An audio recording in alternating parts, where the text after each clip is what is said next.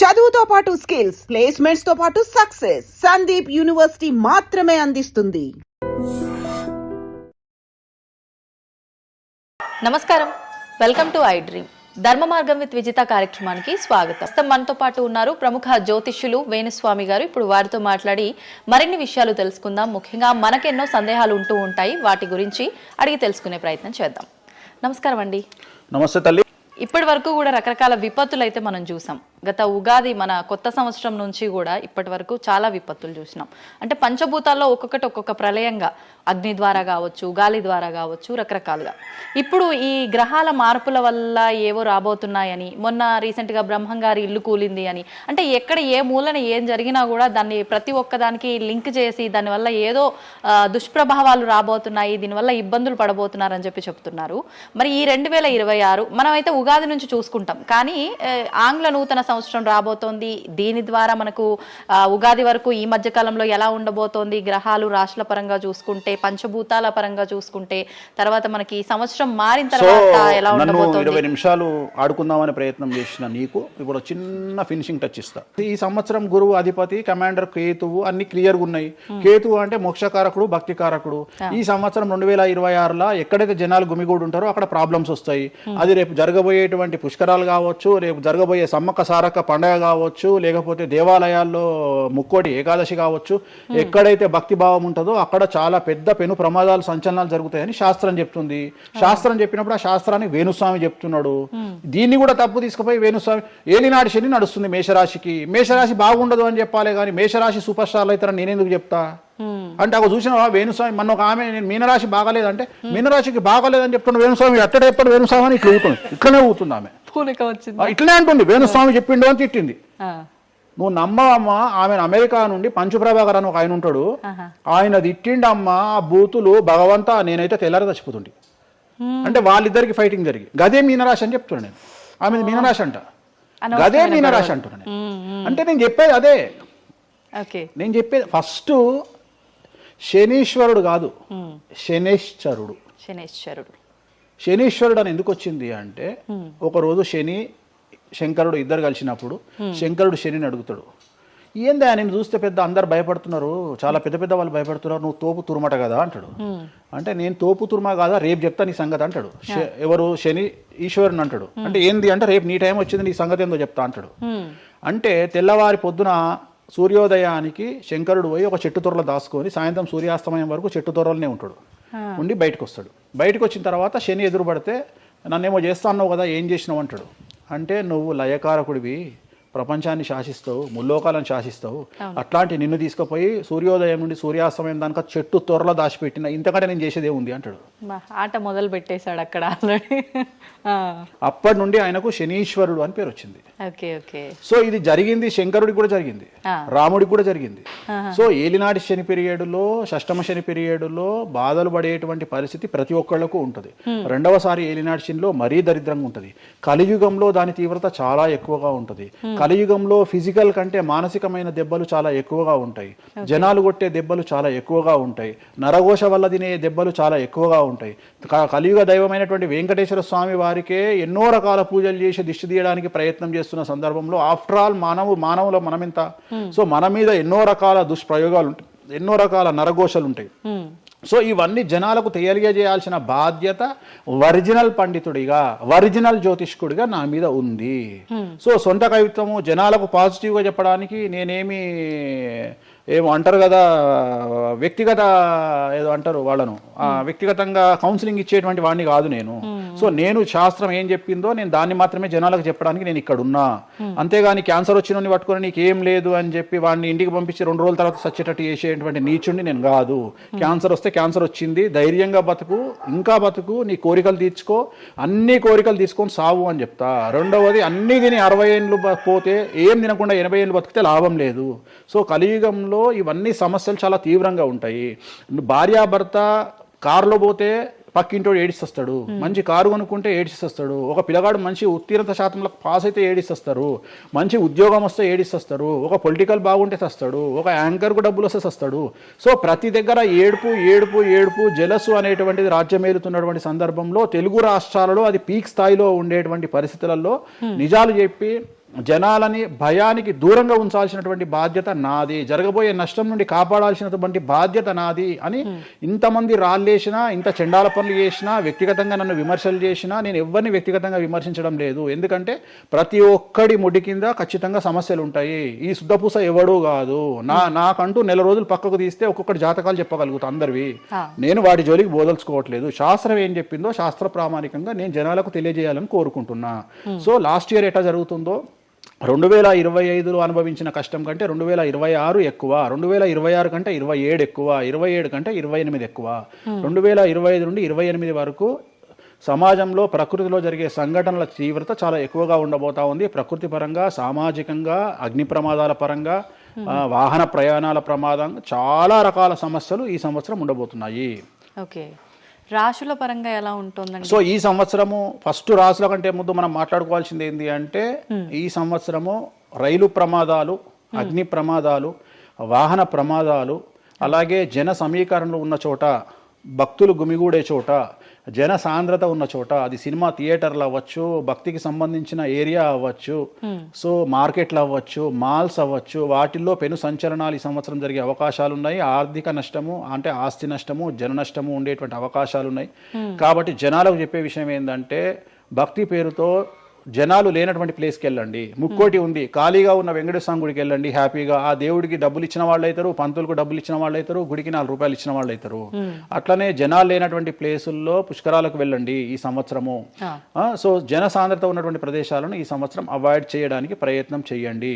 So టూర్లు maximum avoid చేయండి. ఈ సంవత్సరము లోయ ప్రాంతాలలో, కొండ ప్రాంతాలలో, నదీ పరివాహక ప్రాంతాలలో పెను సంచలనాలు నమోదయ్యే అవకాశం ఉంది. టూరిస్టు ప్రాంతాలలో కూడా ప్రాబ్లమ్స్ ఉంటాయి. ఈ సంవత్సరం భారతదేశంలో కొన్ని ప్రదేశాల్లో మత కల్లోలాలు రేగేటువంటి అవకాశం కనిపిస్తూ ఉంది. కర్ఫ్యూ విధించేటువంటి అవకాశం కనిపిస్తూ ఉంది.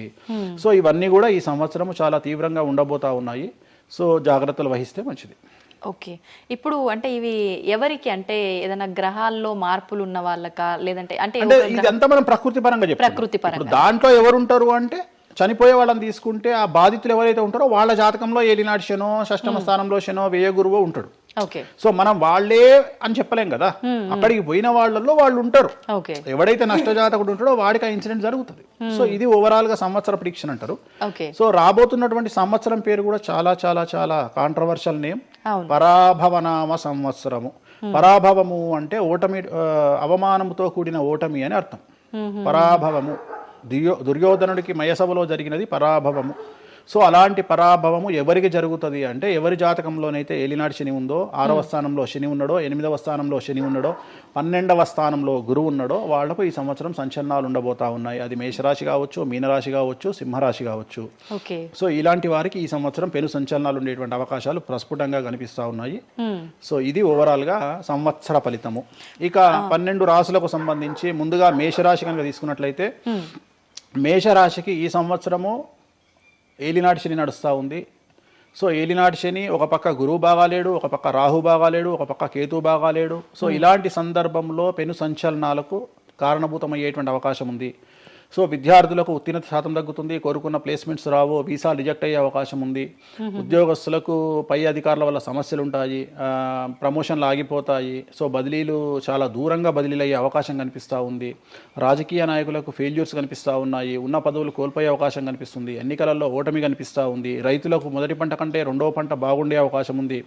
కళాకారులకు, క్రీడాకారులకు అవకాశాలు తగ్గిపోయి ఆదాయం తగ్గిపోయే అవకాశం ఉంది. స్త్రీలకు సంబంధించి భర్తల మధ్యన గొడవలు అయ్యే అవకాశం ఉంది. అలాగే వ్యాపారస్తులకు, బ్యూరోక్రాట్లకు ఈ సంవత్సరం ఏసీబీ, సిబిఐ, సిఐడి లాంటి కేసులు లేదా ఈడీ కేసులు కనిపిస్తూ ఉన్నాయి. ఈ సంవత్సరం ఓవరాల్గా మేషరాశి వాళ్ళని తీసుకుంటే న్యాయపరమైన ఇబ్బందులు, ఆర్థికపరమైన ఇబ్బందులు, ఆరోగ్యపరమైన ఇబ్బందులు, తండ్రికి సంబంధించిన అపమృత్యు గండము,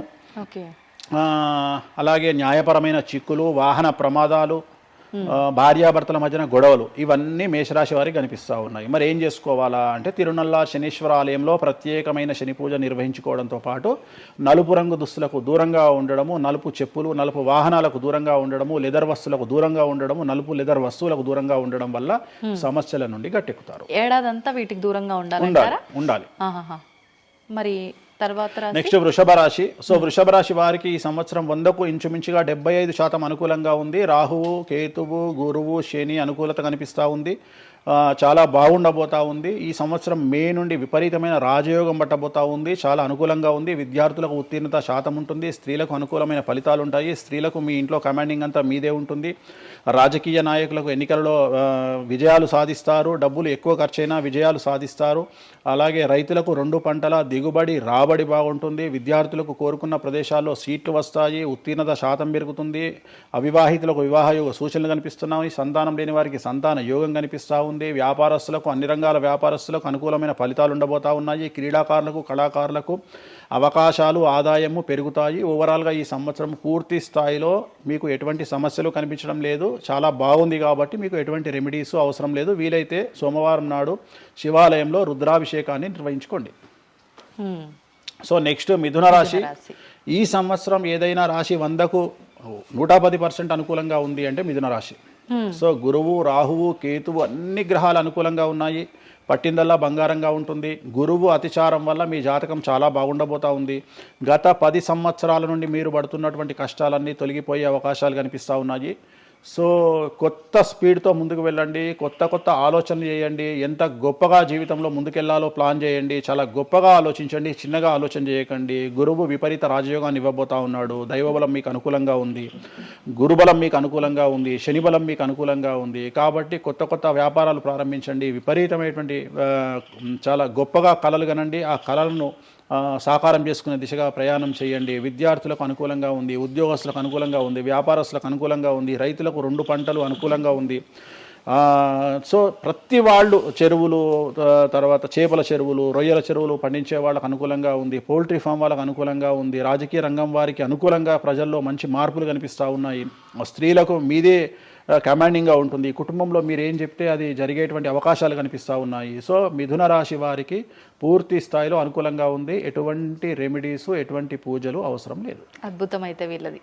నెక్స్ట్ కర్కాటక రాశి. సో నెక్స్ట్ కర్కాటక రాశి. సో కర్కాటక రాశి వారికి కూడా ఇంచుమించు 90% అనుకూలంగా ఉంది. కాకపోతే ఇక్కడ ఉన్న సమస్య ఏంటి అంటే మే వరకు 2026 మే వరకు కొద్దిగా వీళ్ళకు గురువు 12వ ఇంట్లో ఉన్నాడు కాబట్టి కాళ్ళు చేతులు విరిగే అవకాశం ఉంది. దెబ్బలు తగిలించుకునే అవకాశం కనిపిస్తూ ఉంది. జాగ్రత్తగా ఉండండి. సాధ్యమైనంత వరకు లెమన్ ఎల్లో కలర్ దుస్తులు ధరించే ప్రయత్నం చేయండి. చాలా అనుకూలంగా ఉండబోతా ఉంది. రాజకీయ రంగంలో ఉండే వాళ్లకు విపరీతమైనటువంటి విజయాలు సిద్ధిస్తాయి. జనాల్లో అనుకూలమైన వాతావరణం ఉంటుంది. వ్యాపారస్తులకు విశేషించి అనుకూలంగా ఉంటుంది. విద్యార్థులకు అనుకూలంగా ఉంటుంది. అలాగే రైతులకు అనుకూలంగా ఉంటుంది. కళాకారులకు, క్రీడాకారులకు మరీ అనుకూలంగా ఉంటుంది. కాకపోతే ఓవరాల్గా కర్కాటక రాశి వారికి ఈ సంవత్సరం కొద్దిగా శత్రువుల యొక్క బెడద ఒక 10% కనిపిస్తూ ఉంది. కానీ శత్రువులను పట్టించుకోకండి. శని బలం వల్ల వాళ్ళు ఎంత ప్రయత్నాలు చేసినా, రాహు బలం వల్ల వాళ్ళు ఎంత ప్రయత్నాలు చేసినా మిమ్మల్ని ఎవరు ఏమీ చేయలేరు.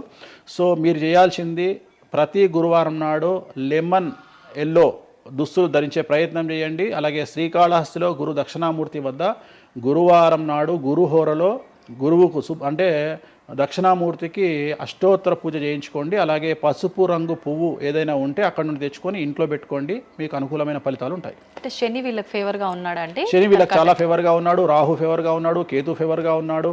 మే నుండి గురువు కూడా ఫేవర్గా ఉంటాడు. అది ఉన్న చిన్న ఇబ్బందులకు కూడా ఏమైనా దానాలు అలాంటివి అదే మనం చెప్పినందుకు గురువు లెమన్ ఎల్లో కలర్ గురువుకు దక్షిణామూర్తి సరిపోతుంది. ఇంకా అవసరం లేదు. దానాలు అవసరం లేదు. మరి తదుపరి రాశి. సో నెక్స్ట్ సింహరాశి. సింహరాశికి ఈ సంవత్సరం అష్టమ శని నడుస్తూ ఉంది. గురువు వ్యతిరేకమైన ఫలితాలు. రాహు, కేతువు చాలా నెగిటివ్గా ఉన్నారు. సో ఇంచుమించుగా 4 గ్రహాలు వ్యతిరేకమైన దిశలో ఉన్నాయి. అష్టమ శని అంటే తల్లికి ఆరోగ్యపరమైన ఇబ్బందులు ఉంటాయి. మానసికమైన ఇబ్బందులు ఉంటాయి. శారీరకమైనటువంటి అనారోగ్య సమస్యలు ఉంటాయి. అలాగే ఆర్థికపరమైన ఇబ్బందులు, న్యాయపరమైన చికాకులు ఉంటాయి. జాగ్రత్తగా ఉండండి. నలుపు రంగు దుస్తులకు దూరంగా ఉండండి. విద్యార్థులకు సమస్యలు, ఉద్యోగస్తులకు సమస్యలు, వ్యాపారస్తులకు సమస్యలు, ఈడీ కేసులు, పోలీస్ కేసులు, బ్యూరోక్రాట్స్కు సిబిఐ కేసులు, రైతులకు పంటల దిగుబడిలో నష్టము, కళాకారులకు, క్రీడాకారులకు వాళ్ళ అవకాశాలను ఇతరులు దక్కించుకునేటువంటి అవకాశం కనిపిస్తూ ఉంది. స్త్రీలకు భార్యాభర్తల మధ్యన గొడవలు. సో ఓవరాల్గా సింహరాశి వారికి ఏ రంగంలో వారైనా సమస్యలు కనిపిస్తూ ఉన్నాయి. అష్టమ శని ప్రభావం కనిపిస్తూ ఉంది కాబట్టి నలుపు రంగు దుస్తులకు దూరంగా ఉండండి. తిరునల్లార్ శనీశ్వర ఆలయంలో ప్రత్యేకమైన శని పూజను నిర్వహించుకోవడం ద్వారా సమస్యల నుండి గట్టెక్కుతారు. ఓకే. సో నెక్స్ట్ కన్యారాశి. ఈ సంవత్సరం కన్యారాశి వారికి ఇంచుమించు 75% అనుకూలంగా ఉండబోతా ఉంది. శని, అలాగే కుజుడు, రాహువు, కేతువు, గురువు అనుకూలతల వల్ల చాలా చాలా అనుకూలంగా ఉండబోతా ఉంది. ఒకే ఒక్క సమస్య ఈ సంవత్సరం ఉండేది, భార్యాభర్తల మధ్యన ఈగోలు కానీ క్లాషెస్ కానీ వచ్చే అవకాశం ఉంది. సో కాంప్రమైజ్ అవ్వడానికి ప్రయత్నించండి. భార్య దగ్గర భర్త, భర్త దగ్గర భార్య, కాంప్రమైజ్ అవ్వండి. ఈగోలకు పోవద్దు, జెలస్లకు పోవద్దు. ఆర్థికపరమైన అంశాల్లో జాగ్రత్తగా ఉండండి. విద్యార్థులకు అనుకూలత కనిపిస్తూ ఉంది, రాజకీయ నాయకులకు అనుకూలత కనిపిస్తూ ఉంది, వ్యాపారస్తులకు, కళాకారులకు, క్రీడాకారులకు విశేషమైన యోగం లభించబోతూ ఉంది. న్యాయస్థానాల్లో పనిచేసే వాళ్లకు, న్యాయ సంబంధమైన వృత్తిలో ఉండే వాళ్లకు అనుకూలమైన ఫలితాలు ఉండబోతూ ఉన్నాయి. స్త్రీలకు విశేషించి అనుకూలంగా ఉండబోతూ ఉంది. సో ఈ సంవత్సరం కన్యారాశి వారికి పూర్తిగా అనుకూలమైనటువంటి ఫలితాలు కనిపిస్తూ ఉన్నాయి. వీరు చేయాల్సినటువంటి రెమెడీ, సోమవారం నాడు రుద్రాభిషేకాన్ని శివాలయంలో నిర్వహించండి, సమస్యల నుండి గట్టెక్కుతారు. సో నెక్స్ట్ తులారాశి వారికి షష్టమ స్థానంలో శని కనిపిస్తూ ఉన్నాడు. కాకపోతే గురువు విపరీత రాజయోగాన్ని ఇవ్వబోతా ఉన్నాడు. వీళ్ళకి గురు బలము మరియు దైవ బలం అనుకూలంగా ఉండడం వల్ల మీ జీవితాన్ని కొత్తగా ప్రొజెక్ట్ చేసుకునేటువంటి అవకాశం మీకు దేవుడు కల్పిస్తూ ఉన్నాడు. ముందుకు వెళ్ళే ప్రయత్నం చేయండి. చాలా కొత్తగా మిమ్మల్ని మీరు ఆవిష్కరించుకునే ప్రయత్నం చేయండి. మిమ్మల్ని మీరు కొత్తగా సమాజానికి చూపించుకోండి. దానివల్ల మీ ఆలోచనలు మార్చుకోండి. చాలా గొప్పగా థింక్ చేయండి, గొప్పగా కలలు కనండి, వాటిని సాకారం చేసుకోండి. గురువు అనుకూలంగా ఉన్నాడు. కాకపోతే కుటుంబంలో పెను సంచలనం జరిగే అవకాశం కనిపిస్తూ ఉంది. 6వ స్థానము భాగ్యానికి మరియు శత్రుత్వానికి కారకుడు కాబట్టి శని వల్ల సంచలనం జరిగే అవకాశం ఉంది. విద్యార్థులు, ఉద్యోగస్తులు, వ్యాపారస్తులు, కళాకారులు, క్రీడాకారులు, రైతులు, అలాగే రాజకీయ నాయకులు ఎవరైనా సరే వాళ్ళ జీవితంలో ఏదో ఒక పెను సంచలనం జరిగే అవకాశం కనిపిస్తూ ఉంది. నలుపు రంగు దుస్తులకు దూరంగా ఉండండి. తిరునల్లార్ శనీశ్వర ఆలయంలో ప్రత్యేకమైన శని పూజ నిర్వహించడం ద్వారా సమస్యల నుండి బయటపడతారు. నెక్స్ట్ వృశ్చిక రాశి వారికి అర్ధాష్టమ శని వెళ్ళిపోయింది. శని గురువులు అనుకూలంగా ఉన్నారు, రాహు కేతువులు అనుకూలంగా ఉన్నారు. కళాకారులు, క్రీడాకారులు, ఉద్యోగస్తులు, విద్యార్థులు, వ్యాపారస్తులు, రైతులు, రాజకీయ నాయకులు, స్త్రీలు, అన్ని రంగాల వారికి పూర్తిగా 100కి 100% అనుకూలంగా ఉన్నటువంటి రాశి వృశ్చిక రాశి. పూర్తి స్థాయిలో విశాఖ 4, అనురాధ 1, 2, 3, 4, జ్యేష్ఠ 1, 2, 3, 4, 9 పాదాల వారికి విశేషించి రాజయోగంగా భావించాల్సి ఉంటుంది. మే వరకు విపరీత రాజయోగం కనిపిస్తూ ఉంది. మే తదుపరి కూడా అనుకూలమైన ఫలితాలను పొందుతారు. కాబట్టి వీరికి ఎటువంటి రెమెడీస్, ఎటువంటి పూజలు అవసరం లేదు. చాలా గొప్పగా కళలు కనండి, మీకున్నటువంటి కళలను సాకారం చేసుకోండి. మీకు ఎటువంటి రెమెడీస్ కూడా అవసరం లేదు. నెక్స్ట్ ధనుసు రాశి వారికి అర్ధాష్టమ శని నడుస్తూ ఉంది. అర్ధాష్టమ శని అనేటువంటిది డబ్బులను అధికంగా ఇచ్చి ఆ డబ్బుల ద్వారా సమస్యలు తెచ్చేటువంటి ఒక పరిస్థితి. అంటే డబ్బులు లేకపోతేనే సమస్యలు అంటారా? డబ్బులు ఉంటే కూడా సమస్యలు. డబ్బులు ఉన్నప్పుడు వాటిని మనం ఖర్చు చేసే విధానంలో సమస్యలు, వాటిని మనం ఎలా సమాజంలో ఖర్చు పెట్టబోతున్నామనే సమస్యలు ఏర్పడేటువంటి అవకాశం ఉంది. కాబట్టి మీరు ఇన్వెస్ట్మెంట్ చేయడంలో కానీ, అప్పులు ఇవ్వడంలో కానీ, ఎవరికైనా అప్పులు ఇవ్వడంలో కానీ, చిట్టీలు వేయడంలో కానీ, సహాయం చేయబోయేటప్పుడు కానీ జాగ్రత్తలు తీసుకోండి. ఎటువంటి పరిస్థితుల్లోనూ డబ్బులు ఎవరికి ఇవ్వవద్దు. సో ధనుస్సు రాశి వారికి డబ్బు పరంగా సమస్యలు ఏర్పడే అవకాశం ఉంది. రాక డబ్బులు వచ్చినాయి కాబట్టి తీసుకెళ్ళి వేరే వాళ్ళకి ఇచ్చి మోసపోయే అవకాశాలు కనిపిస్తూ ఉన్నాయి. ఈ ఒక్క విషయంలో ధనుస్సు రాశి వాళ్ళు జాగ్రత్తలు తీసుకుంటే విద్యార్థులకు, ఉద్యోగస్తులకు, కళాకారులకు, క్రీడాకారులకు, రాజకీయ నాయకులకు, స్త్రీలకు, వ్యాపారస్తులకు, రైతులకు, అన్ని రంగాల వారికి ఈ సంవత్సరం అనుకూలంగా ఉంటుంది. ఓన్లీ మీరు చేయాల్సిన రెమెడీ నలుపు రంగు దుస్తులకు దూరంగా ఉండండి. తిరునల్లార్ శనీశ్వర ఆలయంలో ప్రత్యేకమైన శని పూజ నిర్వహించడం ద్వారా సమస్యల నుండి గట్టెక్కుతారు. నెక్స్ట్ మకర రాశి వారికి ఈ సంవత్సరం చాలా అనుకూలంగా ఉంది. ఈ సంవత్సరం అండర్లైన్ చేయాల్సిన విషయం ఏమిటంటే మకర రాశి వారికి భార్యాభర్తల మధ్యన గ్యాప్ ఏర్పడేటువంటి అవకాశం ఉంది. గొడవలు వచ్చే అవకాశం ఉంది. ఈగోస్ వల్ల కానీ వేటి వల్ల అయినా సమస్యలు వచ్చే అవకాశం ఉంది. అది కాకుండా విద్యార్థులకు అనుకూలతలు ఉంటాయి, ఉద్యోగస్తులకు అనుకూలతలు ఉంటాయి, రైతులకు 2 పంటల దిగుబడి రాబడి ఉంటుంది. అలాగే రాజకీయ నాయకులకు సమాజంలో మంచి పేరు ప్రఖ్యాతులతో పాటు పదవులు సిద్ధిస్తాయి. రైతులకు 2 పంటల దిగుబడి రాబడి ఉంటుంది. వ్యాపారస్తులకు రూపాయికి 100 రూపాయల లాభం ఉంటుంది. స్త్రీలకు కోరుకున్నటువంటి ఫలితాలు ఉంటాయి. అన్ని రంగాల వారికి అనుకూలమైన ఫలితాలు మకర రాశి వారికి ఉండబోతా ఉన్నాయి. వీరు సోమవారం నాడు శివాలయంలో రుద్రాభిషేకం నిర్వహించుకున్నట్లయితే సమస్యల నుండి గట్టెక్కుతారు.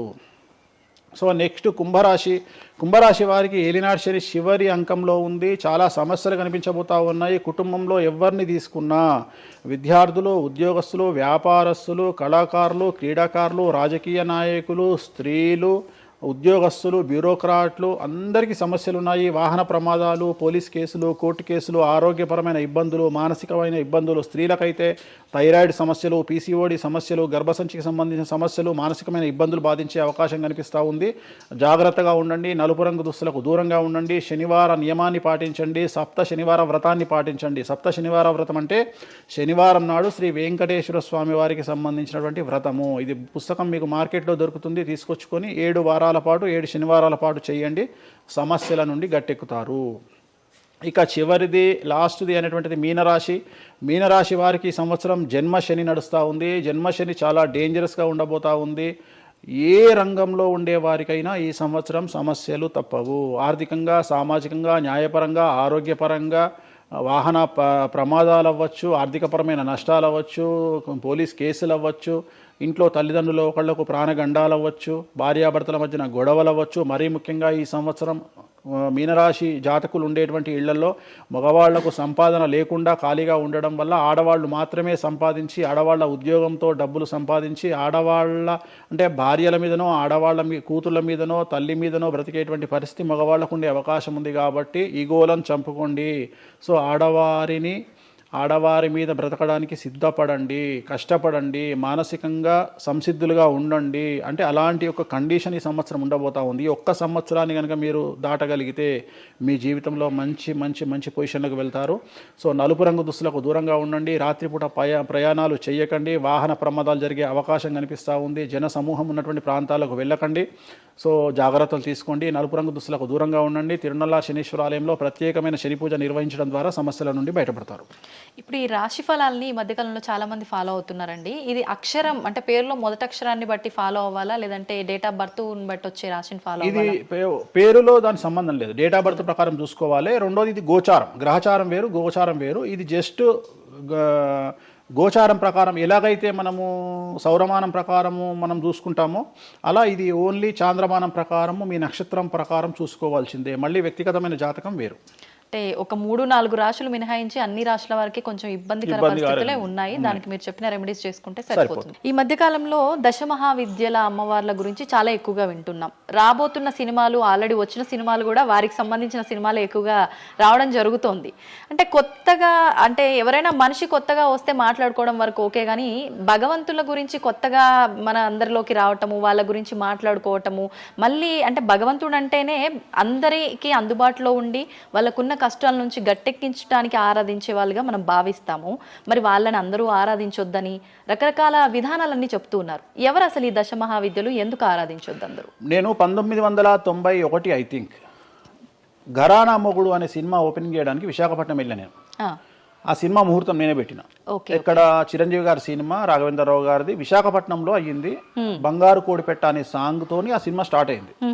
అది ముహూర్తం చేసిన నేను విశాఖపట్నంలో. అప్పుడు నేను అక్కడనే పక్కనే ఉన్నటువంటి శ్రీకాకుళం అనేటువంటి ఒక ప్రాంతానికి వెళ్ళిన. నేను మాట్లాడేది 1991. అప్పుడు వాళ్ళకి ఎన్టీ రామారావు అంటే ఎవరో తెలియదు.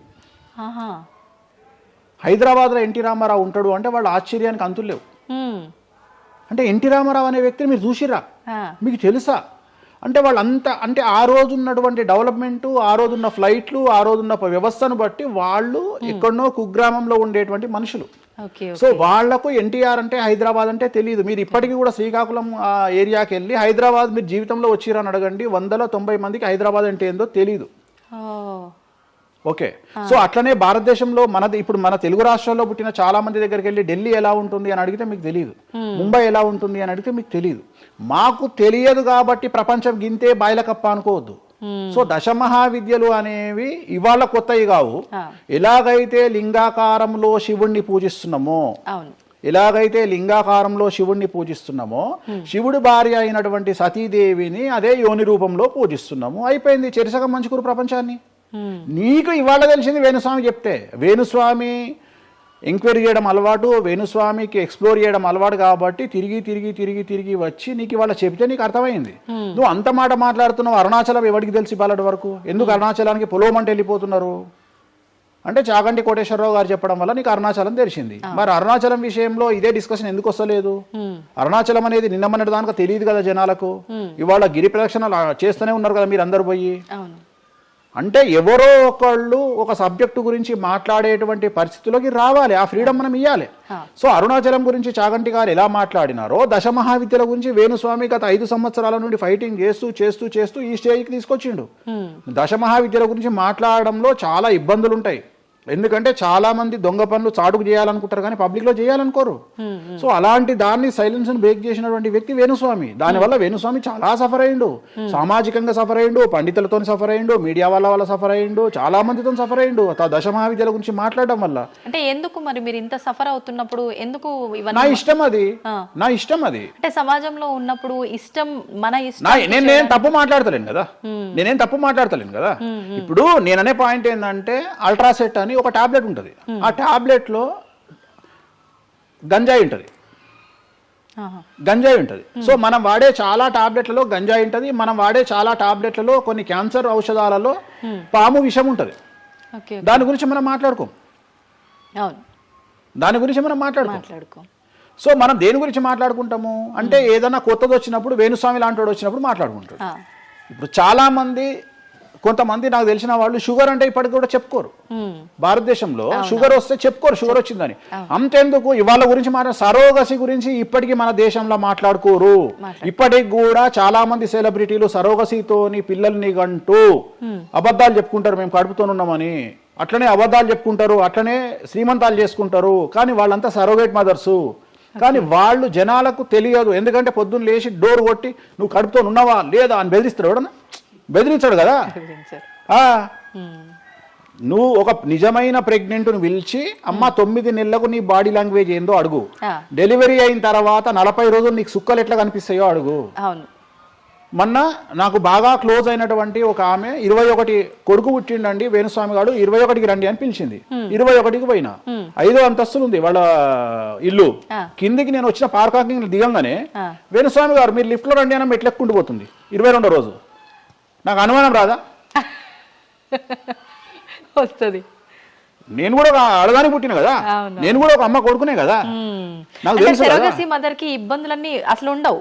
సరోగా ఈమె కనదు కదమ్మా. ఇప్పుడు ఎవరో అంటారు, మీరు అది గెస్ చేశారు. గెస్ చేయడం ఏంది? 2 మెట్లెక్కాలంటే బాడీ లాంగ్వేజ్ తెలిసిపోతుంది కదా. ఈమె స్వామి గారు మీరు లిఫ్ట్ లో రండి అని టకటక మెట్లెక్కుంటూ ఉరుకుతుంది. అంటే అంతకుముందు ఒక ఎట్లా ఉరికిందో డెలివరీ అయినాక కూడా అట్లే ఉరుకుతుంటే నాకు అనుమానం, ఏమేమి ఇట్లా ఉరుకుతుంది అంటే okay surrogate okay okay okay అంటే వాళ్ళు చెప్పుకోవడానికి భయపడుతుంది. అందరు నయనతారలు లక్ష్మీ మనుషులు కాదు కదా. అప్పటికైనా మీకు చెప్పారా వాళ్ళు ఓపెన్ గా? చెప్పలేదు, ఇప్పటికీ చెప్పలేదు. ఆల్రెడీ అట్లనే సెలబ్రిటీలు చాలా మంది ఇదే పని చేస్తారు. సో ఇలాంటివి మాట్లాడుకోవాలి అంటే సమాజం యాక్సెప్ట్ చేయదు. కానీ వేణుస్వామి వచ్చి దశమహావిద్యలో నాన్ వెజ్ పెడతారు అనగానే ఇక నాన్ వెజ్ ప్రపంచంలో ఎవరు తిననట్టు, ఇక నాన్ వెజ్ అసలు నాన్ వెజ్ ఇక అసలు అదేదో తప్పైనట్టు, ఇక లిక్కర్ ఎవరు తాగలేనట్టు. మళ్ళా చూస్తే తెలంగాణలో హైయెస్ట్ లిక్కర్ సేల్స్ భారతదేశం మొత్తంలో తెలంగాణదే ఉంటుంది, ఆంధ్రప్రదేశ్దే ఉంటుంది. మనం బతికే 2 రాష్ట్రాలు బతికేదే లిక్కర్ మీద బతుకుతాయి. కానీ మళ్ళీ మనకు ఎక్కడ లేని బాధ, వేణుస్వామి మాట్లాడితే నిజాయితీగా మాట్లాడిండు కాబట్టి వేణుస్వామి తప్పు చేస్తుండు, వేణుస్వామి ఆడ మందావుతుండడా. కరోనా వరకు తినకూడని కమ్యూనిటీలు ఏవి కూడా, అంటే నాన్ వెజ్ ముట్టుకోని కమ్యూనిటీలు కూడా డాక్టర్ చికెన్ తినురి మటన్ తినురి అనగానే ఒక్కొక్కడు మార్కెట్లో లేనంత మటన్ చికెన్ తిన్నారు. కమ్యూనిటీల గురించి నేను మాట్లాడా. అప్పటిదాకా మేము తినము అన్నోడు కూడా తినడం స్టార్ట్ చేసారు. అంటే నువ్వు డాక్టర్ చెప్తే మళ్ళీ డాక్టర్ చెప్పాడు కాబట్టి తింటున్నామండి, లేకుంటే తినేవాళ్ళం కాదు. తిన్నావా లేదా? సో తప్పే ఉంది. అసలు మద్య మాంసాదులు లేని దేవతల గురించి మాట్లాడుకుందాం. ఎక్కడున్నారు దేవతలు? అసలు మద్య మాంసాదులు లేని దేవతలేరి? రాముడు క్షత్రియుడు, మాంసం తినలేదా? సురాపానం అంటున్నావు, దేవతలే సురాపానం తీసుకున్నారు. అది మద్యమే మరి అది దానికి ఏంటమ్మా? ఇప్పుడు ఎన్నో యాగాలు చేస్తారు, అవన్నీ పుకార్లు అంటున్నారు. అదే చెప్తున్నా నేను నీకు. సురాపానము అని ఎక్కడ పెట్టిరు? అమృతము అని ఎక్కడ పెట్టి? సురాపానము నథింగ్ బట్ సారా, ఇప్పసారా. అంటే అప్పుడు ఇన్ని రకాల మందులు లేవు కాబట్టి, స్కాచ్లు ఓడకాలు వైండ్లు లేవు కాబట్టి అప్పుడు మనకు ఒకటే ఏంది? సురాపానం అంటే సారా అంటే ఇప్పసారా, ఇప్ప పూల నుండి తీసినటువంటి సారా. అంతే, అది కూడా అంతే. మళ్ళా రోజులు పెరుగుతున్న కొద్ది టేస్ట్ మారుతుంది. సో ఇవాళ వేణుస్వామి వచ్చి మాట్లాడంగానే ఇక ఎక్కడ లేనటువంటి, అంటే ఏం లేదు. నేను అనేది ఏంటంటే టార్గెట్ చేయడానికి ఏదో ఒకటి కావాలి. ఇప్పుడు నువ్వు దశమహావిద్యల గురించి తెలుసుకోవాలి అంటే నువ్వు కామాఖ్య పోవాలి. కామాఖ్య పోవాలి అంటే అప్ అండ్ డౌన్ 30,000 అవుతుంది ఫ్లైట్ టికెట్, ట్రైన్లో పోలేవు. ఈ 30,000 రూపాయలు ఖర్చు పెట్టి నువ్వు అక్కడికి పోయి అక్కడ ఏం జరుగుతుంది అని తెలుసుకుని వచ్చిన తర్వాత వేణుస్వామి మీద నీకు క్లారిటీ వస్తుంది. సో ఒకవేళ నమ్మినోడు నమ్ముతాడు, నమ్మనోడు నమ్మడు. I don't care. నేనేంటంటే నేను తీసుకున్నటువంటి టార్గెట్ ప్రకారం వెళ్తున్నా, నేను చెప్పాలనుకున్నా. కానీ ఆల్మోస్ట్ ఆల్ తెలుగు స్టేట్స్లో 70-80% జనాలకు వామాచారం అంటే ఏందో తెలుసు, దశమహావిద్యలు అంటే ఏందో తెలుసు, దశమహావిద్యలో దేంతో పూజ చేస్తారో తెలుసు, అన్నీ తెలుసు. ఇంకొకటి ఏమైపోయిందంటే మీడియాలో నా గురించి రావడం వల్ల వేణుస్వామి వామాచారంలో స్పెషలిస్టు అనే విషయాన్ని నేను పబ్లిసిటీ చేసుకోకుండానే జనాల్లోకి వెళ్ళిపోయింది. సో ఎవరైతే వామాచారంతో పూజలు చేయాలనుకుంటారో ఆటోమేటిక్గా వాళ్ళే నా దగ్గరకు వస్తున్నారు. స్వామి, ఎందుకంటే ఇప్పుడు క్యాన్సర్కు పలానా దగ్గర మందిస్తారు అని నువ్వు నెగిటివ్గా ప్రమోట్ చేసావు అనుకో, జనాలు అక్కడికే పోతారు. అట్లనే వేణుస్వామి వామాచారంలో పూజలు చేస్తారట, వామాచారం కావాల్సిన వాళ్ళు నా దగ్గరికే వస్తారు డైరెక్ట్. సో ఈజీగా నన్ను రూట్ చేసి ఈయన దగ్గరికి వెళ్ళండి అని చెప్పినట్టు అయిపోయింది. అందుకని నాకు ఫ్రీ పబ్లిసిటీ వల్ల ఇంకా నేను ఉన్నదానికంటే ఇంకొక 100% బిజీ అయినా. అంటే ఏమవుతుంది, ఎందుకంటే అమ్మవారు కదా డిసైడ్ చేసేది. నేనేమనుకుంటా అంటే అమ్మవారు డిసైడ్ చేస్తుంది, అమ్మవారే డిసైడ్ చేస్తుంది. ఇప్పుడు నేను ఏదైనా హిందూ మతానికి, హిందూ శాస్త్రానికి, వామాచార విధానానికి, తంత్ర మార్గానికి, అమ్మవార్లకు వ్యతిరేకంగా నేను ఏం చేసినా అమ్మవారు నన్ను సర్వనాశనం చేస్తుంది. ఒకవేళ నా జోలికి వస్తే అమ్మవారు చూసుకుంటుంది, వాళ్ళ సంగతి నాకు అనవసరం.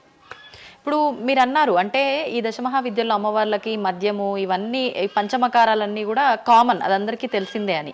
మరి మీరొక్కరే ఎందుకు బల్లగుద్దినట్టు ఇది వాస్తవం అని చెప్తున్నారు? అందరూ చెప్పే విధానం ఏ రకంగా ఉంది అంటే మనలో ఉన్న ఈ చక్రాలని యాక్టివేట్ చేయడము, మద్యము అని అంటే మద్యం కాదు ఇంకేదో అని చెప్పి, మాంసము అంటే మాంసం కాదు అల్లంతో ఇంకేదో మిక్స్ చేస్తే వచ్చేదాన్ని మాంసంగా పలుకుతారు కానీ అది మాంసం కాదు, అంటే జీవిని చంపడం ఇదంతా కాదు, ఈ విధానం చాలా మంది చెప్పుకుంటారు వస్తున్నారు. ఏం చెప్తారు అట్లా? అంటే దక్షిణాచారంలో పూజలు చేసే వాళ్ళు వాళ్ళ దగ్గరికి భక్తులు రావాలి అంటే వాళ్ళు అదే చెప్తారు.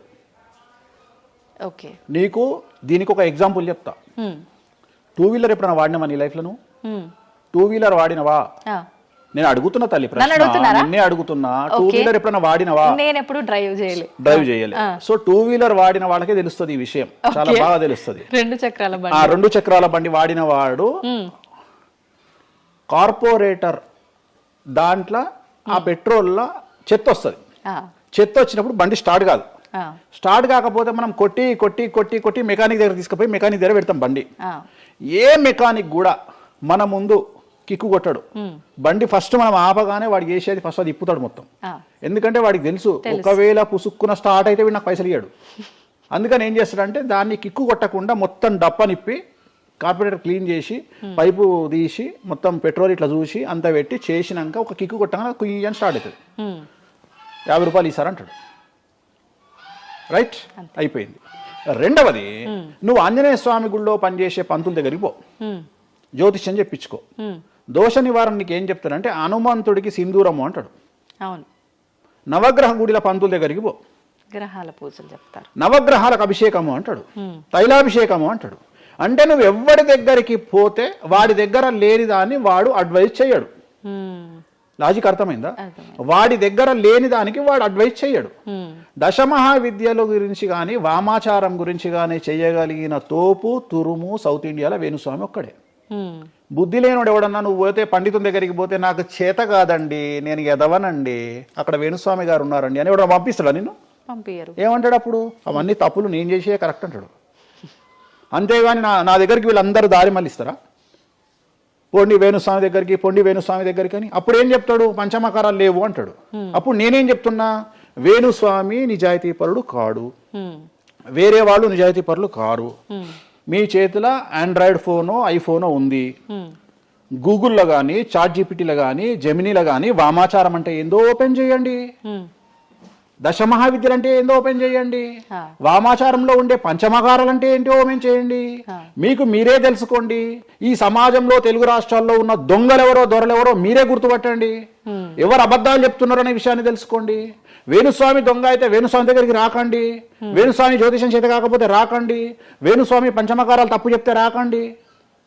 మీరు ఎవరిని అడగండి, మనుషుల మాట నమ్మకండి, దీన్ని నమ్మండి. నేను అందుకనే మనుషుల్లో మార్పులు ఉండొచ్చు, మనుషుల్లో భేదాభిప్రాయాలు ఉండొచ్చు, మనుషుల్లో ఈగోలు ఉండొచ్చు. దీంట్లో ఈగోలు లేవు, దీనికి ఈగో లేదు, దీనికి పొసెసివ్నెస్ లేదు, దీనికి ఈర్ష లేదు. మంచిగా ఓపెన్ చేయండి, వామాచారం అని కొట్టండి. వామాచారం అంటే ఏందో చూపిస్తుంది, పంచమకారాలు అంటే ఏందో చూపిస్తుంది, దశమహావిద్యలు అంటే ఏందో చూపిస్తుంది, కామాఖ్య దేవాలయం అంటే ఏందో చూపిస్తుంది. సో పంచమకారాల్లో ఏమేమి ఉంటాయో అదే చూపిస్తుంది. సో పంచమకారాలలో ఒక్కటి మాత్రమే గురుముత, మాకు గురువు ఏం నేర్పించిండో అది మేము చేయాలి. మిగిలిన 4 మైథునం, మిగిలిన 4 ఫిజికల్గా పెట్టాల్సిందే.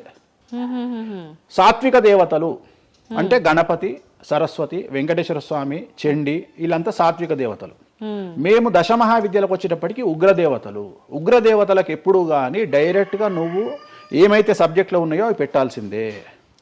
సో ఉగ్రదేవత విషయంలో కాంప్రమైజ్ అనేది లేదు. ఉగ్రదేవతలకు నువ్వు ఖచ్చితంగా సాటిస్ఫై చేయాల్సిందే.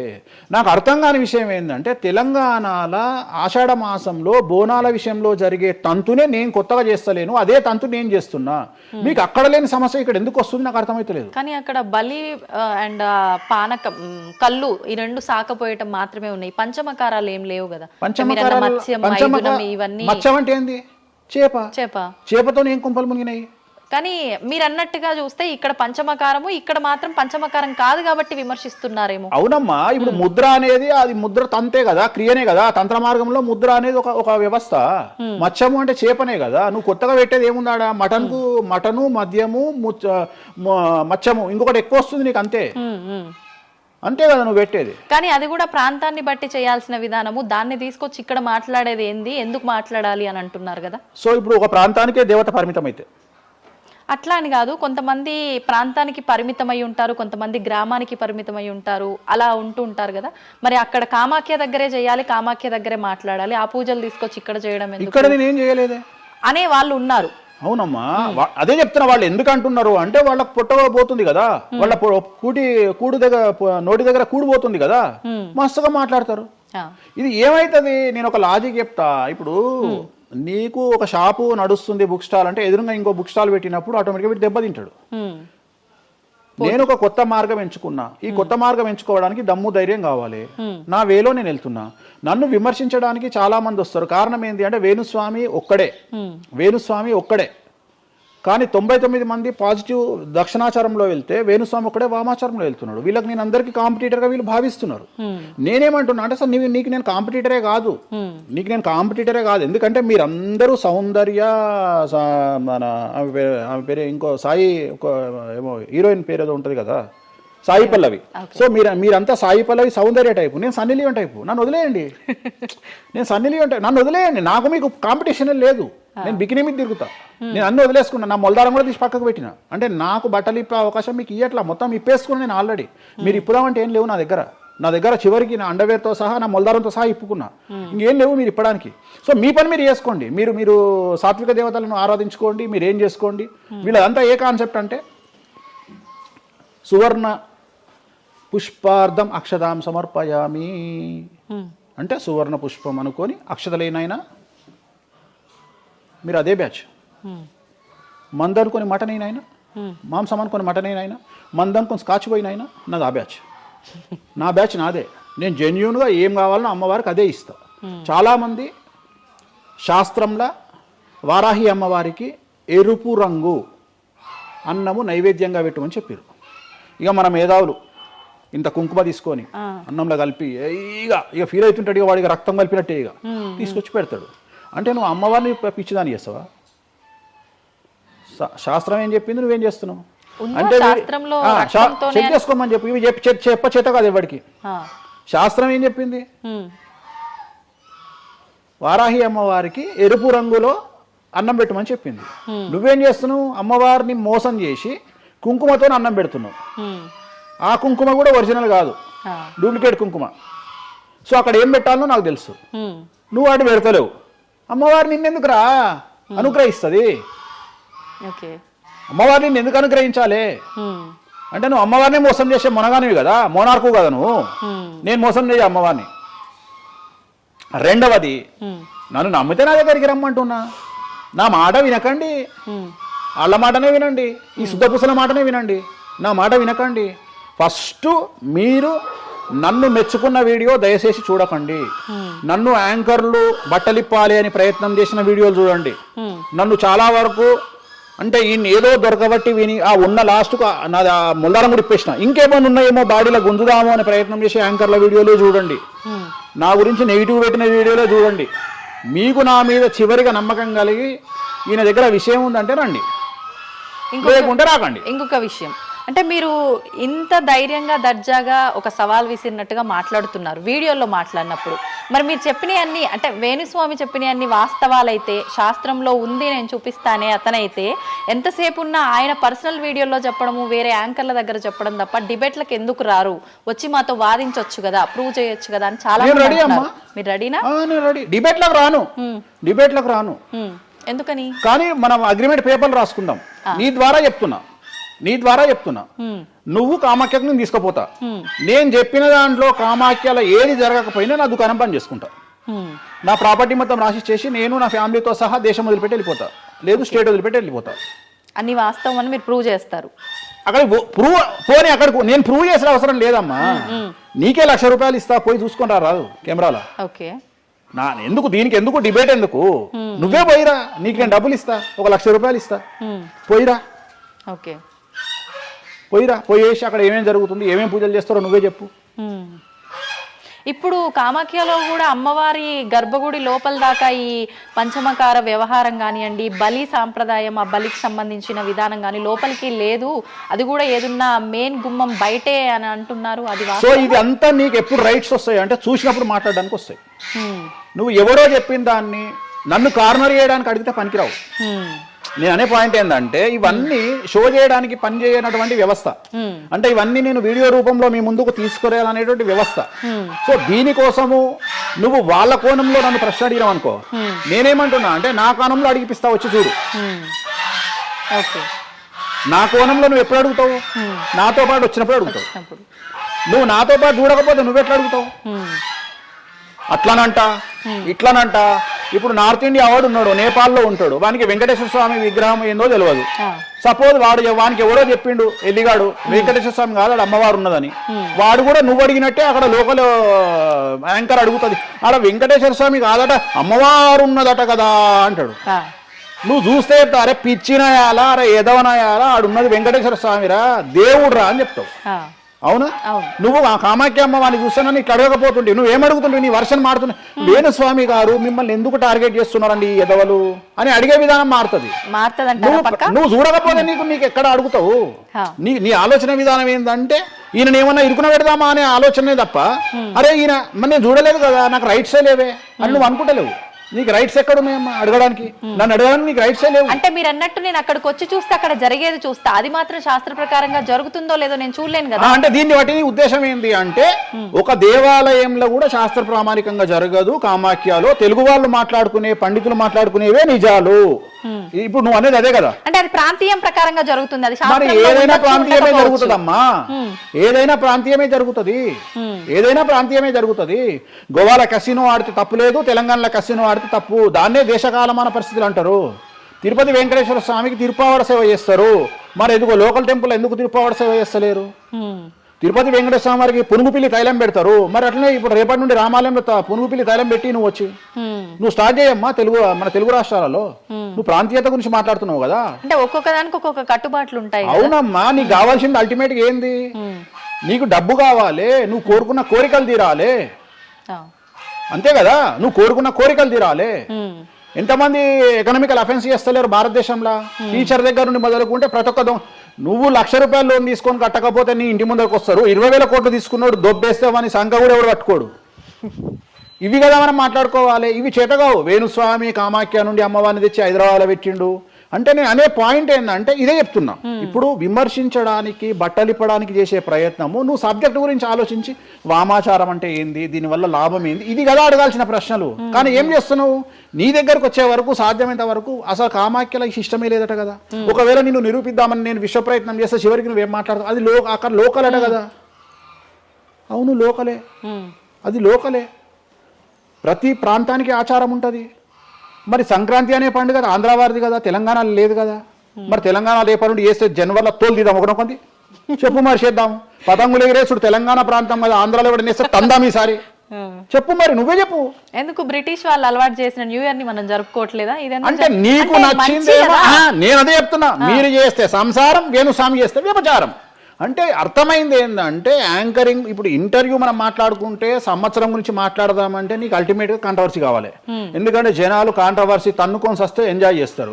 ప్రశాంతంగా కూర్చొని ఓం నమో వెంకటేశాయ, వెంకటేశ్వరం కొబ్బరికాయ కొడతాడు, వెంకటేశ్వరం నామాలు ఉంటాయి అంటే ఎవరు చూడడు.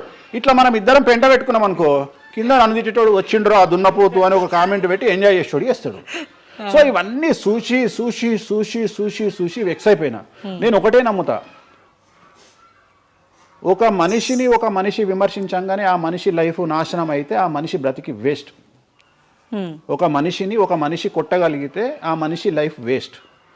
మీరు ఏం కొట్టుకుంటారో, ఏం విమర్శ చేసుకుంటారో మీ ఊహకే వదిలేస్తున్నా. వేణుస్వామి అన్టచబుల్. వేణుస్వామి చాలా కష్టపడి స్థాయికి వచ్చిండు. సో వేణుస్వామి చెప్పేవేవి అబద్ధాలు కాదు. ఇంత పెద్ద స్టేట్మెంట్ ఇస్తున్నా. వేణుస్వామి తప్పు చేస్తే వేణుస్వామిని అమ్మవార్లు సర్వనాశనం చేస్తారు, 1000 ముక్కలు చేస్తారు. వేణుస్వామి సర్వనాశనం అయిపోతాడు.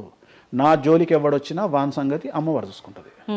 ఇంతకంటే బిగ్గెస్ట్ స్టేట్మెంట్ ఎవడు ఇయ్యాడు ప్రపంచంలో, నేను ఇస్తున్నా. సో నేను ఇక్కడున్న తొప్పాసగాళ్ళతో డిబేట్ పెట్టాల్సిన అవసరం నాకు లేదు. నీకు ఉండి నీకు దమ్ము ఉంటే నువ్వు తీసుకురా, ఎవరిని తీసుకొస్తావో నేను డబ్బులు పెట్టుకుంటా, కామాఖ్య తీసుకుపోతా, చూపిస్తా. మళ్ళీ మొత్తం చూపించిన తర్వాత నేను అట్లా నుంచో ఇది లోకల్ ఇది లోకల్.